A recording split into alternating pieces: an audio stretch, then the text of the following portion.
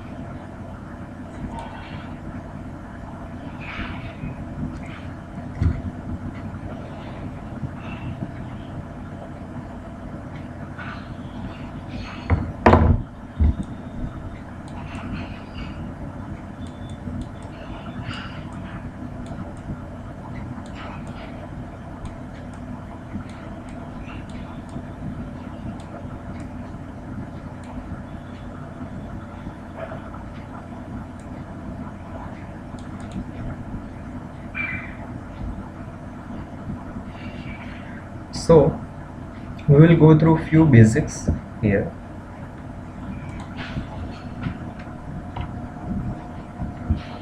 So what is the application here of reciprocating compressor? It is used for compressing the air. In most of the cases we are using this device for compressing the air, and it is applicable for wide range of pressures.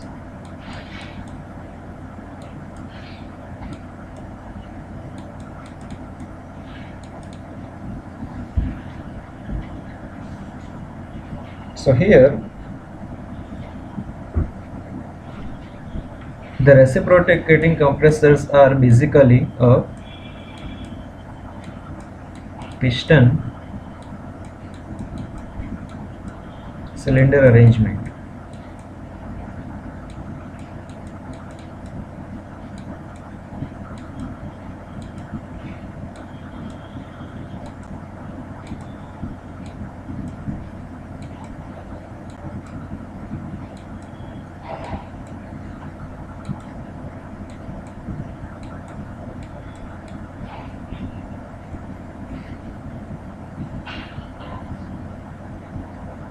Here this can be a single stage. Okay, it can be a single or multi cylinders.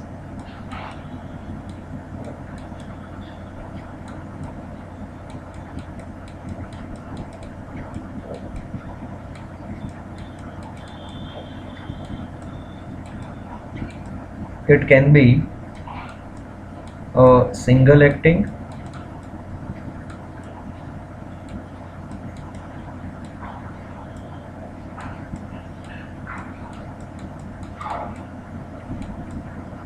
or double acting,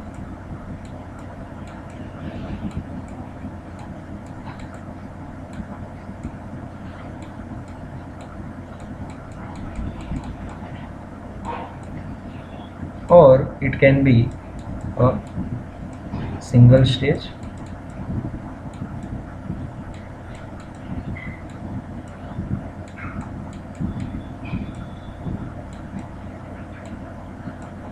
or multi-stage.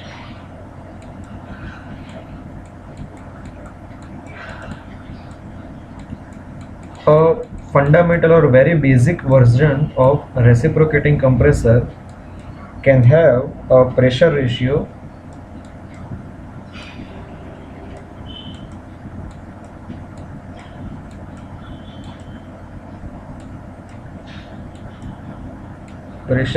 of 5 to 8,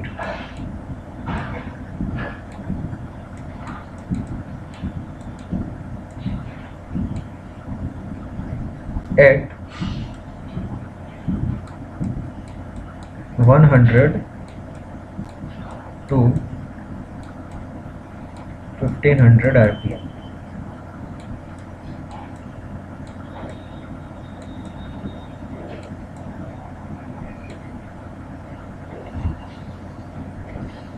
So here reciprocating compressor is work consuming device because we are compressing the air. So this reciprocating compressors are driven by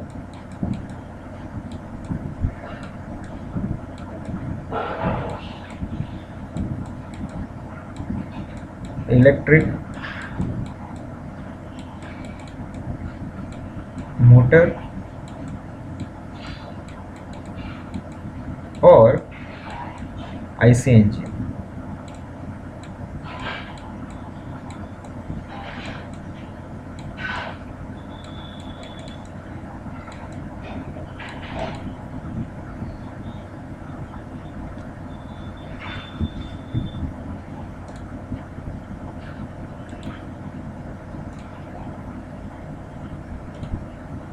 So it is driven by electrical motor or IC engine.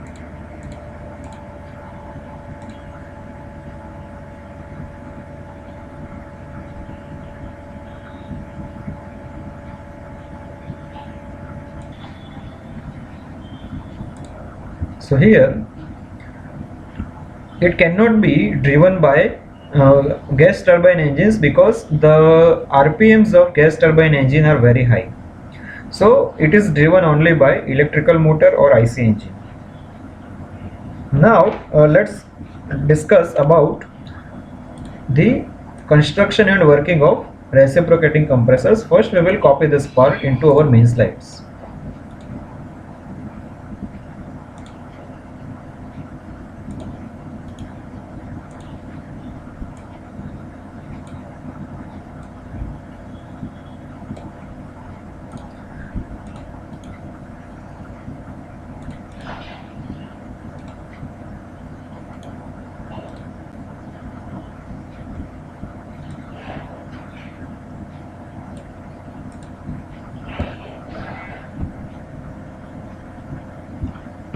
So this is the arrangement of an reciprocating compressor. So if we focus here, at the top we are having suction valve and delivery valve. So at the suction valve there is an intake of air, and at the delivery valve there is a discharge of air. So here air is sucked and here it is being delivered. Here we have typical piston cylinder arrangement, very similar to IC engine, with fundamental parts like piston rings, piston cylinder, connecting rod, crankshaft, crank, and a flywheel. So here these things are very similar to IC engine except the suction valve and delivery valve. And we have kept water jackets for cooling purpose. This crankshaft, as you can see over here, this crankshaft is being run with the help of an electric motor, and the rotary motion of this crankshaft is converted into reciprocating motion of this piston via a connecting rod and a crank. So that's all we are having. So what happens here, that during the downward motion of this piston, a vacuum is generated inside this piston. So here inside this cylinder actually, so vacuum is generated over here, that is the pressure inside this cylinder is lower than the atmospheric pressure. So because of this pressure difference, the suction valve will get open and the air from the atmosphere is getting admitted into this cylinder, and then the piston moves from top dead center towards the bottom dead center, that is the entry of air inside in this stroke, and then in the upward stroke, that is from the bottom dead center to the top dead center, there will be a compression process of air, and after the compression the pressure inside the cylinder is higher than the atmospheric pressure. So because of that pressure difference, the discharge valve will get opened and the pressurized air will go into a receiver where it is further utilized. So this is all about the construction of the reciprocating compressor. So now let's discuss about two strokes here.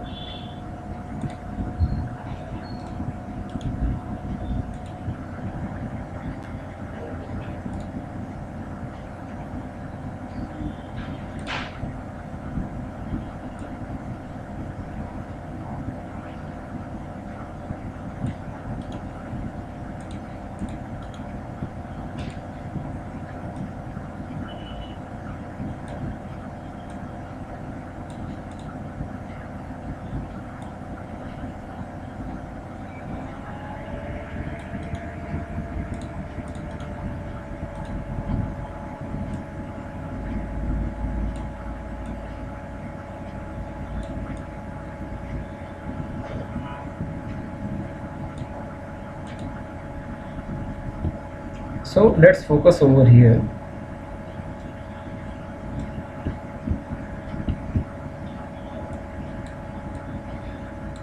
So here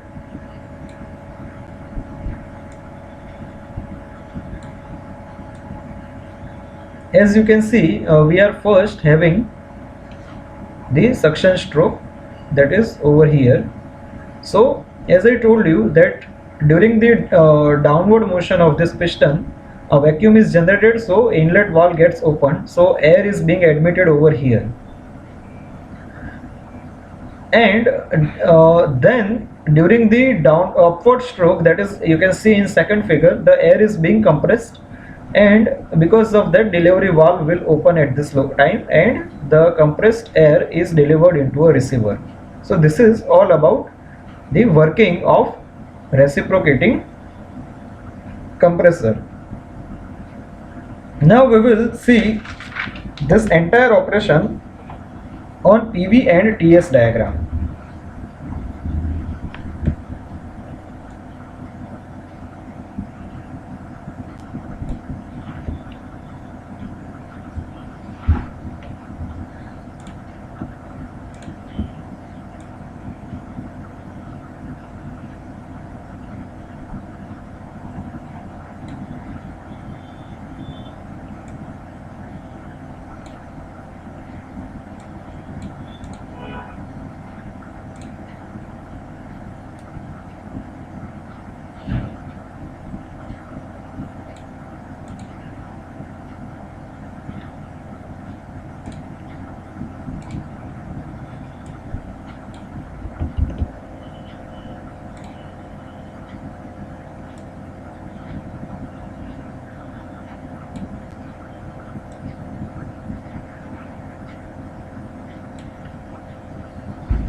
So this is, first we will be discussing about PV diagram.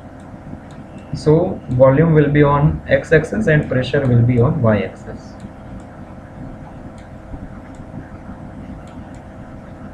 So as I told you that here in this case, if we focus on the first this figure, where during the motion of piston from top dead center to bottom dead center, the pressure inside the cylinder is lower than the atmospheric pressure, so some form of vacuum is generated, so this inlet valve will get opened and fresh air will be admitted into the cylinder, and this process happens at the constant pressure. So air admission means volume will increase at constant pressure. So let's draw the first process here.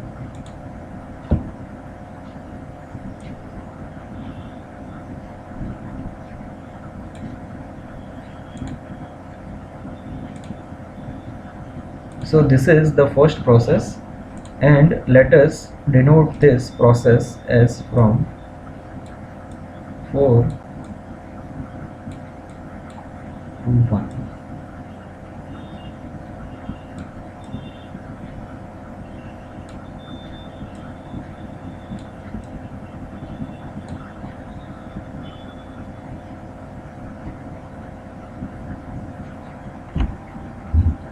So this is happening at constant pressure, volume will increase.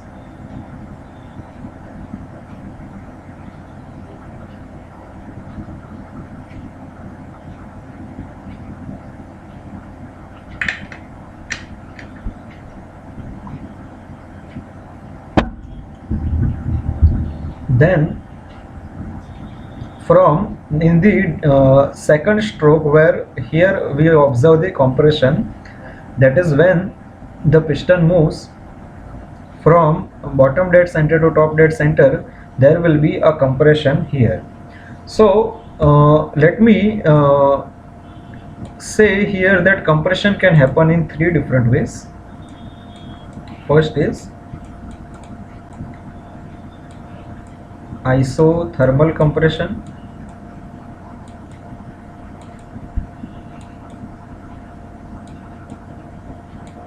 Then we can have polytropic compression,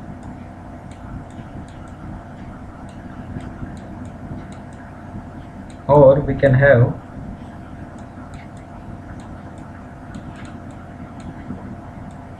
isentropic compression. So we all are aware that isothermal means temperature will remain constant, polytropic means real processes, and isentropic means reversible adiabatic without any form of heat losses. So this is like PV is equal to C. Then we have P V raised to N equal to C, and then we have P V raised to gamma is equal to C.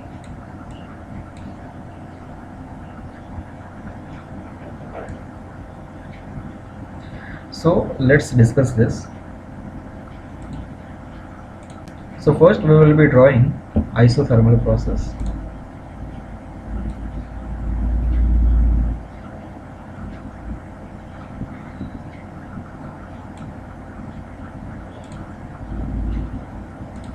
So this will be isothermal process. Let me finish the remaining two process also. Then we have polytropic process like this.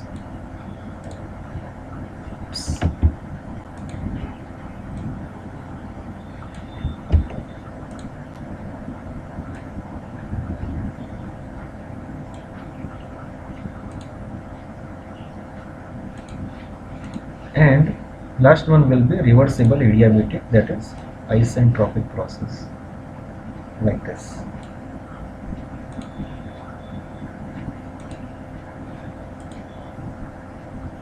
So here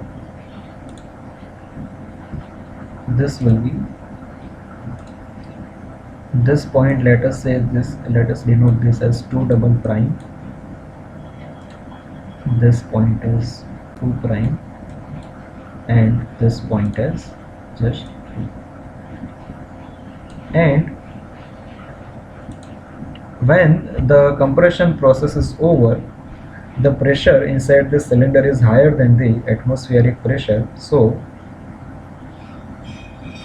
this delivery valve will open and compressed air will go into the receiver where it is further used. So that will be the discharge process where volume is getting reduced, and yes, this process will also happen at constant pressure process, constant pressure. So let us complete this diagram in this way.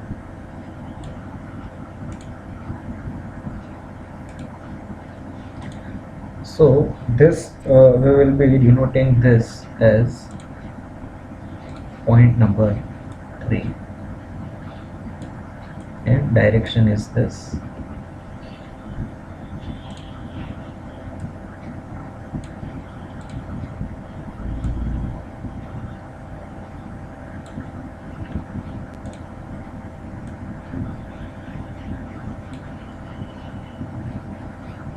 And one interesting thing that we must take care over here is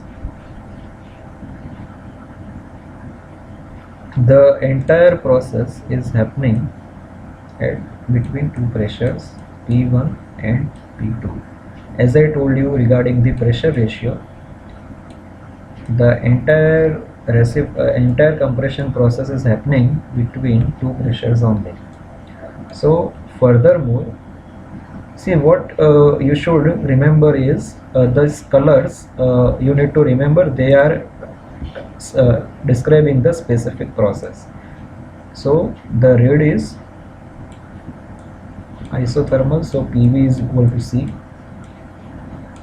Then we have the polytropic process, that is P V raised to N is equal to C, where N is polytropic index, and the last one is P V raised to gamma is equal to C, that is adiabatic process. Now what we are going to do here is, I think, okay, we can continue over here. We will be drawing now. Okay, one more thing that we can describe, that this is suction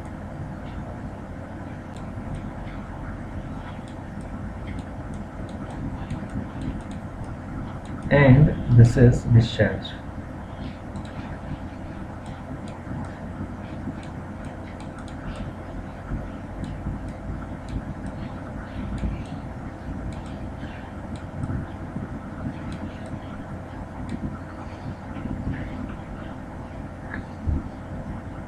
So here, now what we will do is we will draw the TS diagram for this.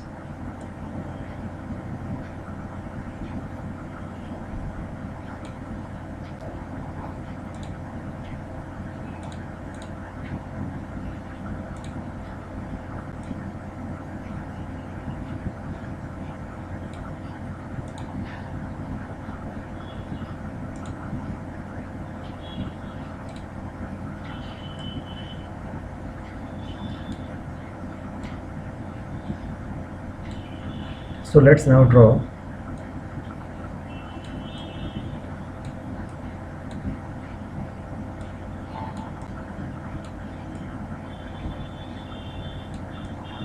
TS diagram. Now first of all we will be drawing constant pressure lines.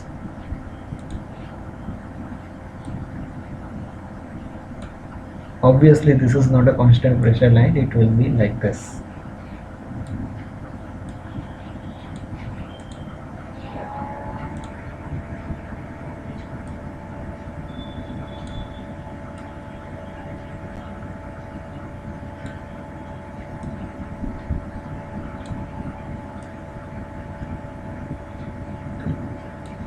So this is the way constant pressure line will look. Now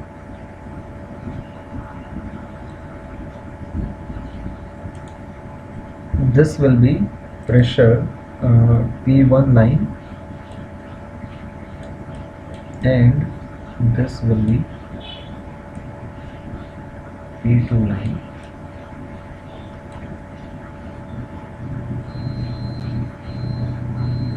Now first we will be drawing the isentropic process, that is the vertical line on TS diagram. It is this one.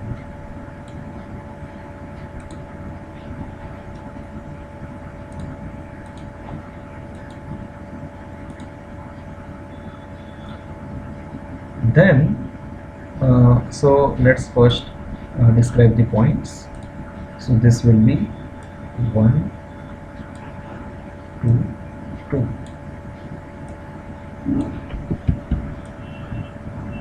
Then let's have the polytropic process, that is second one.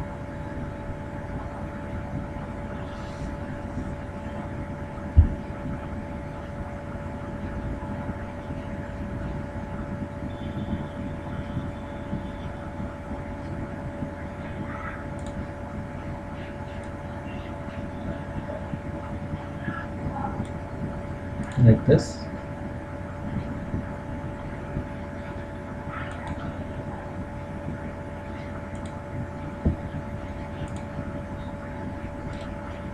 So this will be 2 prime, and then we will have the third, which is isothermal. Let's hope we can draw that isothermal over here. So yes, we can draw it, and it is touching this pressure gradient. So that is described with red.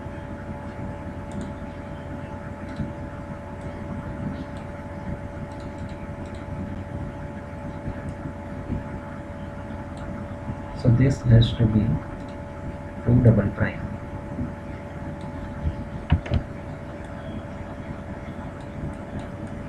And here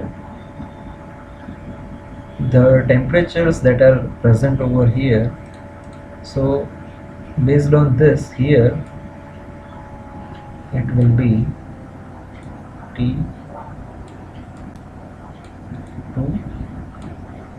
If we continue this vertical axis, then we have this point, that is T2 prime, and then we have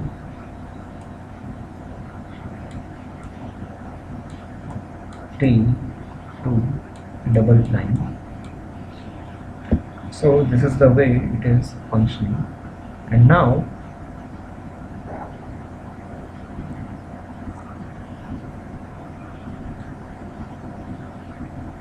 let's first copy our whole work into main slides. So I think we already have the construction and working here. So we need to copy the PV and TS diagram.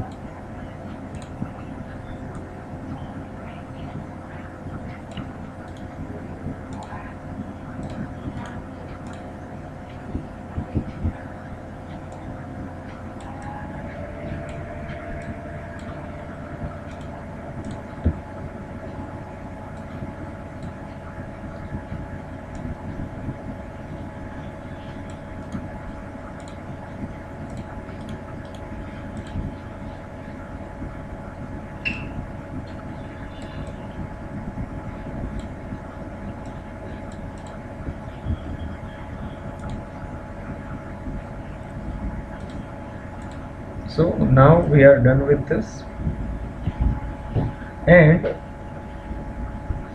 as we know that this is purely a work consuming device, so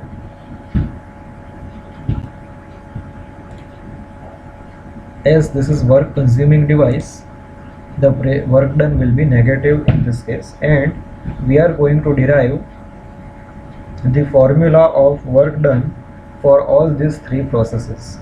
So for that purpose, first we will require the inlet terms, that are the initial terms are P1, comma V1 and T1, and then we have E2,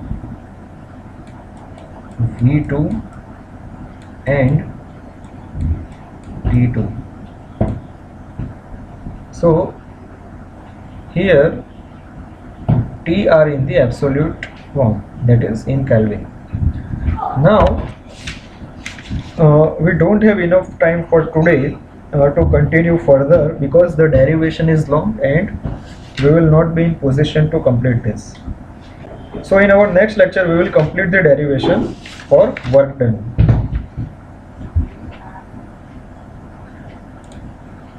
So we have already copied our work here.